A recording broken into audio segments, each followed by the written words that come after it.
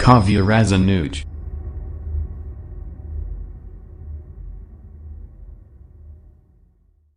तो दोस्तों, आज मैं लेकर आया हूँ जो कविता थी हमारी गोस्वामी तुलसीदास, उसका सेकंड पार्ट, यानी लक्ष्मण मूर्छा और राम का विलाप। तो सबसे पहले पाठ का सार पढ़ते हैं। रामचरितमानस के लंका कांड से गृहीत लक्ष्मण के शक्तिबाण लगने का प्रसंग कवि की मार्मिक स्थलों की पहचान का एक सर्वश्रेष्ठ नमूना है। मतलब जब लक्ष्मण के साथ युद्ध में रावण के साथ मेघनाथ लक्ष्मण को शक्तिबाण मार देते हैं तो लक्ष्मण मूर्छित हो जाते हैं। राम वहाँ पर विलाप करते हैं, रोते हैं, चीखते चिल्लाते हैं। तो गोस्वामी तुलसीदास ने अपनी काव्य शक्ति के माध्यम से उनका जो दुख है वो बहुत ही शब्दों में बयां किया है, बहुत ही गहरे शब्दों में बयां किया है। तो आगे देखते हैं। भाई के शोक में विगलित राम का विलाप धीरे धीरे प्रलाप में बदल जाता है, जिसमें लक्ष्मण के प्रति राम के अंतर में छिपे प्रेम के कई कोण सहसा अनावृत हो जाते हैं। यह प्रसंग ईश्वरीय राम का पूरी तरह से मानवीकरण कर देता है, जिससे पाठक का काव्य मर्म से सीधे जुड़ाव हो जाता है और वह भक्त तुलसी के भीतर से कवि तुलसी के ऊपर उभर आने और पूरे प्रसंग पर छा जाने की अनुभूति करता है। इस घने शोक परिवेश में हनुमान का संजीवनी लेकर आ जाना कवि को करुण रस के बीच वीर रस के उदय के रूप में दिखता है। यह उपमा अद्भुत है और काव्यगत करुण प्रसंग को जीवन के मंगल विकास की ओर ले जाती है। तो गोस्वामी तुलसीदास ने यहाँ पर भगवान श्री राम दैवीय शक्ति को एक मानवीकरण यानी मानवीकरण अलंकार के रूप में, मानवक के रूप में रोता हुआ दिखाया गया है। तो यहाँ पर उन्होंने भगवान श्री राम का मानवीकरण किया है। तो कविता शुरुआत करते हैं। रामचरितमानस के लंका कांड से लिया गया है। इसकी भाषा अवधी है। छंद यहाँ पर दोहा है और चौपाई है और सोरठा है। तो सबसे पहले जो दोहा दिए गए हैं इसमें जिक्र हुआ है कि जब हनुमान द्रोणागिरी पर्वत से संजीवनी बूटी लेकर आते हैं तो रास्ते में उनकी मुलाकात अयोध्या में भरत से हो जाती है। तो भरत और हनुमान का आपसी जो संबंध है वो गोस्वामी तुलसीदास ने यहाँ पर वर्णित किया है। तो सुने। तब प्रताप और राखी प्रभु जय हऊ नाथ तुरंत, अस कहे आयो सुपाय पद बंद चलेउ हनुमंत। तो मीन्स तुम्हारा प्रताप मीन्स यश और प्रसिद्धि को पाकर अपने हृदय में रखकर हनुमान कहते हैं भरत से कि हे भगवान, हे भरत जी, मैं आपका प्रताप, आपकी ताकत, आपके यश को अपने हृदय में रख कर, है ना, और यहाँ से अभी चला जाऊँगा, आप मुझे आज्ञा दीजिए। और इस प्रकार भरत से आज्ञा लेकर हनुमान वहाँ रणभूमि की तरफ, जहाँ पर लक्ष्मण मूर्छित पड़े थे, वहाँ के लिए प्रस्थान कर देते हैं। तो आगे देखते हैं। भरत बाहुबल शील गुण, प्रभुपद प्रीति अपार, मन महु जात सराहत, पुन पुन पवन कुमार। भरत, यहाँ पर भरत की विशेषताओं का वर्णन किया गया है। भरत बाहुबल यानी जो भरत थे वो बहुत ही ताकतवर व्यक्ति थे। उनकी भुजाओं में बहुत ताकत थी। उनका जो गुण था वो शील गुण के थे। उनका जो चरित्र था एकदम शील शांत स्वभाव था। और भगवान श्री राम के बहुत बड़े भक्त थे, उनके भाई थे। उनके पैरों में, उनके चरणों में हमेशा वो प्रेम करते थे, माथा टेकते थे। तो मनमहु जात सराहत, तो हनुमान भरत की प्रशंसा करते करते और पर्वतों को लेकर, संजीवनी को लेकर भगवान श्री राम के पैरों का वंदन करते हुए जाते हैं और मन ही मन भरत का प्रशंसा करते जाते हैं। आगे देखते हैं। ये दोहा थे। आगे देखते हैं चौपाई। वहाँ राम लक्ष्मण है निहारी, बोले बचन मनुज अनुसारी, अर्ध रात गई कपिन है आयऊ, राम उठाए अनुज उर लायऊ, सकहु न दुखित देख मोहि काऊ, बंधु सदा तब मृदुल स्वभाऊ, मम हित लाग तजेऊ पितुमाता, सहेहु विपिन हिम आतप वाता। तो वहाँ मीन्स युद्ध क्षेत्र में राम लक्ष्मण को देखकर एक साधारण मनुष्य की भांति बोलते हैं कि आधी रात बीत चुकी है, सुबह होने को है, लेकिन हनुमान अभी तक संजीवनी लेकर नहीं आए। और हे लक्ष्मण, आप मुझे दुखी नहीं देख सकते थे।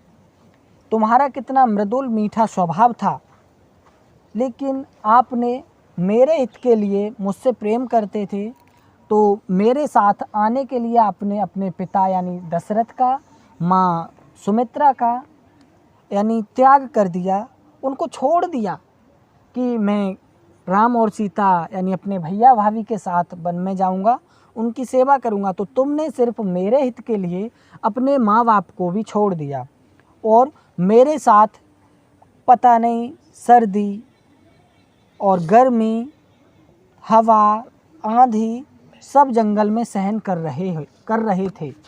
और इसके साथ ही साथ आगे देखते हैं, सो अनुराग कहाँ अब भाई, उठऊ न सुनमम बच बिकलाई, जो जन तेउ बन बंधु बिछोहू, पितु बचन मन तेउ नय ओहू, सुत वित नारी भवन परिवारा, हो ही जाहि जग बारह बारा, अस विचार जिह जागहु ताता, मिलय न जगत सहोदर भ्राता। तो हे भाई, जो तुम्हारा, हे लक्ष्मण, जो तुम्हारा मुझसे प्रेम था वो अब कहाँ है? आप क्यों नहीं मेरे करुण वचनों को, मेरे रोने को देखकर, मुझे दुखी देखकर आप क्यों नहीं उठ जाते? आपको अब बेचैनी क्यों नहीं हो रही मेरे रोने को देखकर? मैं रो रहा हूँ, आपको कोई दिक्कत नहीं हो रही। अगर मैं ये जानता कि जंगल में आने के बाद, वनवास के बाद मेरे भाई से विछोह हो जाएगा, वैराग्य हो जाएगा, विछड़ना हो जाएगा, तो मैं अपने पिता की बात कदापि नहीं मानता।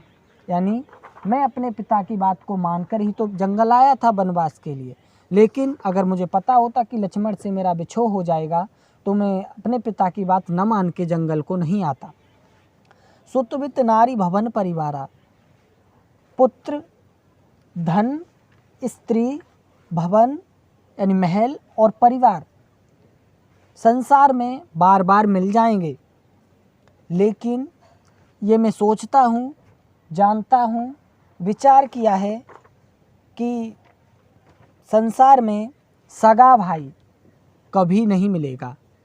यानी तो गोस्वामी तुलसीदास का यहाँ देखिए कि उस समय भी स्त्रियों को है ना कम आंका जाता था, क्योंकि यहाँ गोस्वामी तुलसीदास ने कहा है, सुतवित नारी भवन परिवारा, हो ही जाहि जग बारह बारा, अस विचार जिह जागहु ताता, मिलई न जगत सहोदर भ्राता।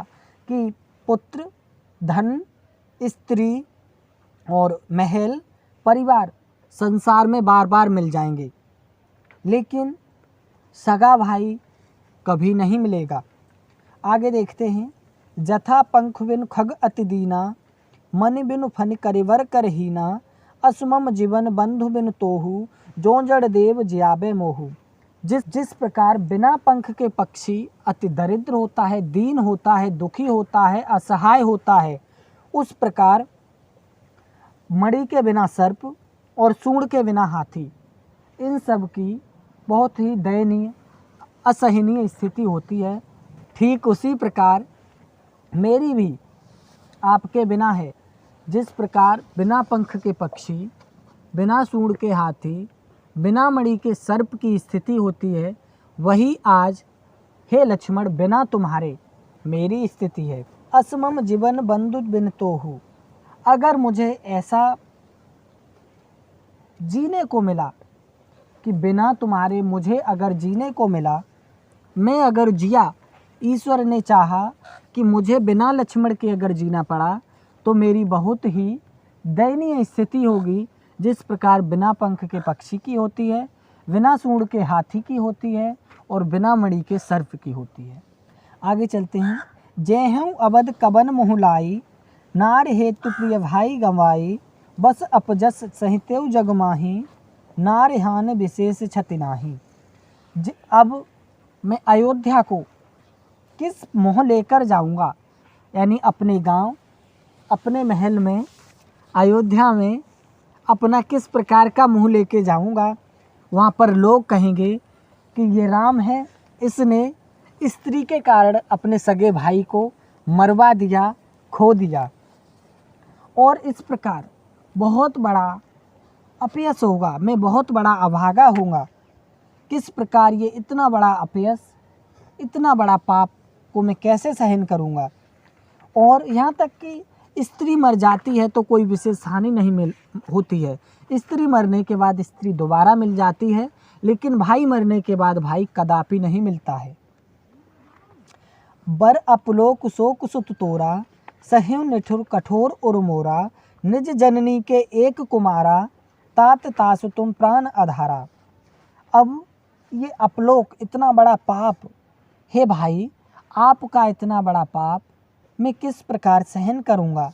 मैं अपने हृदय को, मेरा कठोर हृदय किस प्रकार इतने बड़े पाप को सहन कर पाएगा। मैं अपने हृदय को किस प्रकार कठोर कर पाऊँगा। और आप तो अपनी माँ के अकेले पुत्र थे, और हे भाई आप अपनी माँ के अकेले पुत्र थे, आप अपनी माँ के प्राणों से प्रिय थे, उनकी प्राण के आधार थे। सौंपेहु मोह तुम्हें गदे पानी, सब विधि सुखद परम हित जानी, उतरु काह देहऊँ तेहि जाई, उठकिन मोह सिखाबहु भाई। हे भाई जब मैं बन आ रहा था तो तुम्हारी माँ ने तुम्हारा हाथ पकड़ के मेरे हाथ में सौंपा था, आपको मेरे सुपुर्द किया था कि जिस प्रकार हो सके आप राम की सेवा करना, सीता की सेवा करना। और उसके बाद अब आप ये सब सुनकर क्यों नहीं उठ जाते, मुझे बताओ, मुझे सिखाओ कि ये सब मैं कैसे सहन करूं, आपकी माँ को क्या समझाऊंगा जाके। आगे देखते हैं अंतिम 2 लाइन। बहुविध सोचत सोच विमोचन, श्रवत सलिल राजीव दल लोचन, उमा एक अखंड रघुराई, नरगति भगत कृपालु दिखाई। इस प्रकार भगवान श्री राम संकटों को मिटाने वाले बहुत प्रकार से सोच रहे हैं, दुखी हैं।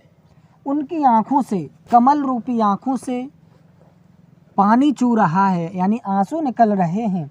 इस प्रकार भोले बाबा भगवान शंकर माँ पार्वती को बताते हैं कि वो हमारे भगवान श्री राम हैं, वो एक आसान नर की भांति, इंसान की भांति, आम इंसान की भांति रो रहे हैं, लीलाएं दिखा रहे हैं। तो आप इसमें देखिए अनुप्रास आपका अलंकार जगह जगह मिल जाएगा। इसकी भाषा अवधि है, छंद चौपाई है, और ऊपर आपके 2 छंद दोहा हैं। और इसके साथ ही साथ इसमें आप देखिए यह है अस विचार जे जागव ताता, मिलई न जगत सहोदर भ्राता। यहाँ पर थोड़ा भ्रम है, क्योंकि लक्ष्मण राम के सहोदर यानी एक पेट से जन्म लेने वाले नहीं थे, क्योंकि राम अपनी माँ कौशल्या के थे, जबकि भरत अपनी माँ सुमित्रा के थे। तो यहाँ हो सकता है कि गोस्वामी तुलसीदास ने मानने के कारण, यानी वो राम को और लक्ष्मण राम को, राम लक्ष्मण को अपना सगा भाई जैसा मानते हों, लेकिन सहोदर नहीं थे। अगली लाइन है इसमें, निज जननी के एक कुमारा, तात तासु तुम प्राण धारा। यानी कहते हैं कि सुमित्रा के लक्ष्मण एक थे, अकेले पुत्र थे, तो ये भी नहीं है। लक्ष्मण 2 भाई थे, सुमित्रा के लक्ष्मण और शत्रुघ्न। तो हो सकता है कि ज़्यादा प्रसिद्धि, ताकतवर, बल पौरुष लक्ष्मण का रहा है। लक्ष्मण और शत्रुघ्न का आपने कहीं इतना ज़्यादा जिक्र नहीं सुना होगा। तो हो सकता है कि तुलसीदास ने लक्ष्मण की ज़्यादा बढ़ा चढ़ाकर प्रशंसा की हो, उनको अकेला इसलिए आंका हो। आगे सोर उठा है, प्रभु प्रलाप सुन कान विकल, भय बानर निकर, आए गए हनुमान जिम करुणा मह बीर रस। तो देखते हैं रणभूमि में कि बंदरों के जो समूह हैं, राम हैं, नल नील हैं, जामवंत हैं, सभी रो रहे हैं, चिल्ला रहे हैं, क्योंकि लक्ष्मण के शक्ति लगी हुई है, वो मूर्छित पड़े हुए हैं। जब उस शोक रस में हनुमान संजीवनी लेकर आ जाते हैं, तो वीर रस का समागम हो जाता है। यानी जिस प्रकार हनुमान संजीवनी लेकर आते हैं तो जो राम थे, वानर थे और अन्य समूह थे वो एकदम से खुश हो जाते हैं। ऐसे लगता है जैसे मानो शोक रस में वीर रस का उद्भव हो गया। आगे देखते हैं। हरसि राम भेंटेउ हनुमाना अति कृतज्ञ प्रभु परम सुजाना। ये उस समय का जिक्र है जब हनुमान संजीवनी लेकर आ जाते हैं तो राम खुश होकर हनुमान को गले से लगा लेते हैं। तो हरसि राम भेंटेउ हनुमाना अति कृतज्ञ प्रभु परम सुजाना। तुरत वेद तब कीन उपाई उठ बैठे लक्ष्मण हर्षाई।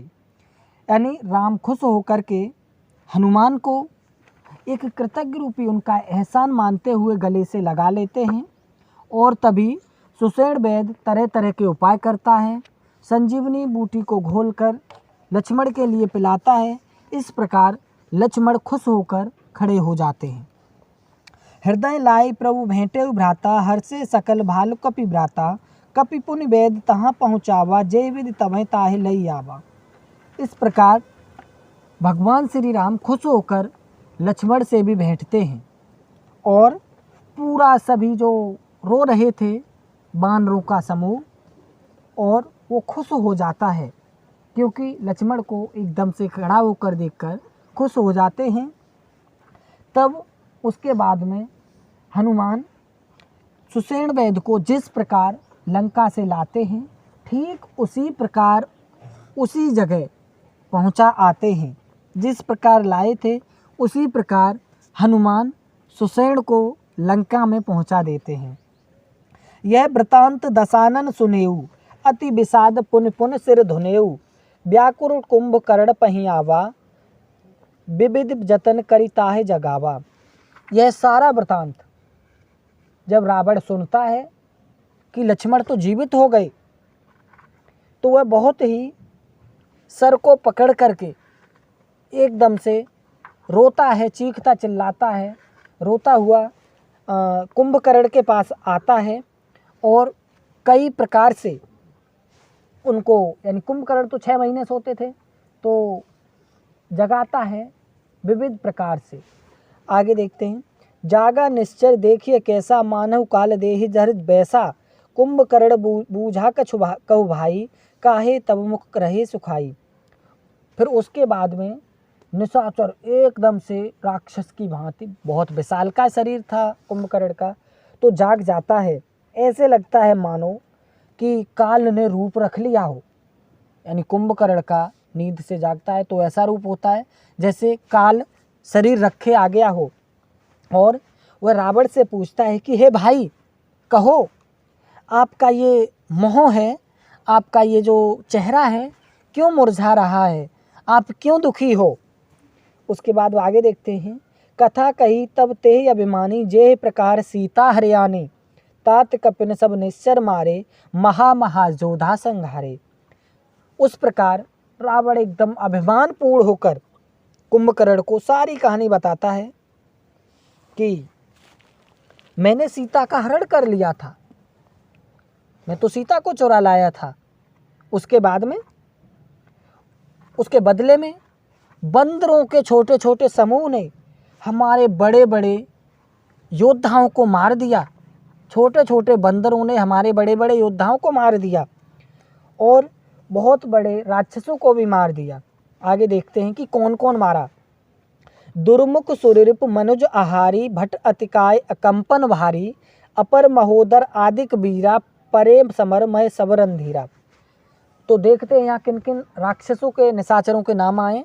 दुर्मुख, सुररिप, मनुज आहारी यानी इसका नाम था नरांतक, भट्ट और अतिकाय जिसका बहुत बड़ा शरीर था, अकंपन भारी, अपर महोदर यानी सबसे बड़ा जो राक्षस था, और महोदर यानी जिसका सबसे बड़ा पेट था, और आदिक वीरा।